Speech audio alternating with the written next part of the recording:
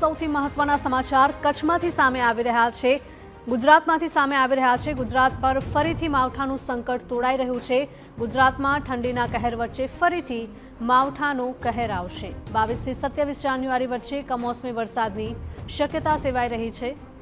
સૌરાષ્ટ્ર, કચ્છ અને ઉત્તર ગુજરાતમાં પડી શકે છે વરસાદ। તો વેસ્ટર્ન ડિસ્ટર્બન્સની અસર હેઠળ 22 જાન્યુઆરીથી 27 જાન્યુઆરી દરમિયાન ઉત્તર ભારતના પહાડી વિસ્તારોમાં ભારે હિમવર્ષા થઈ શકે છે અને તેના કારણે રાજ્યમાં ઠંડીમાં વધારો થઈ શકે છે। તેની અસર ગુજરાત સુધી થશે અને આ દરમિયાન રાજ્યના અનેક જિલ્લાઓમાં હળવો વરસાદ થવાની પણ શક્યતાઓ છે। કચ્છ, ઉત્તર ગુજરાત અને સૌરાષ્ટ્રના કેટલાક ભાગોમાં કમોસમી વરસાદ પડવાની સંભાવના છે। તો આ સિવાય પાટનગર, ગાંધીનગર અને અમદાવાદમાં પણ વાદળછાયું વાતાવરણ રહેશે। ડિસેમ્બરમાં થયેલા કમોસમી વરસાદે પણ ખેડૂતોની મુશ્કેલી વધારી હતી અને આવા સંજોગોમાં જો ફરીથી માવઠું થશે તો ખેડૂતોની મુશ્કેલી વધી શકે છે।